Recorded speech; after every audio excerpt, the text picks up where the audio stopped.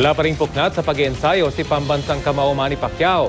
Isa namang sikat na mixed martial arts artist o MMA champion ang bagong bisita ni Pacman. Mula sa Los Angeles, California sa Amerika, may ulat on the spot si Lay Alvis. Lay. Rafi, bumisita kay Manny Pacquiao ang UFC Women's Bantamweight Champion na si Ronda Rousey. Naniniwala daw si Rousey na si Pacquiao ang mananalo sa laban nila ni Mayweather. Ang estilo daw ni Pacquiao ay nagpapakita ng passion nito sa boxing.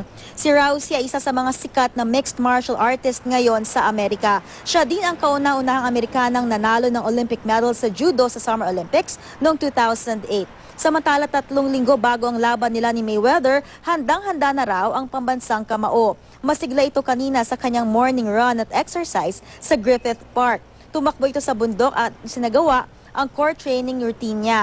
Kasabay daw ng pagpapalakas ng katawan, pinalalakas din daw niya ang kanyang pananampalataya. Humingi siya ng dasal mula sa kanyang mga kababayan.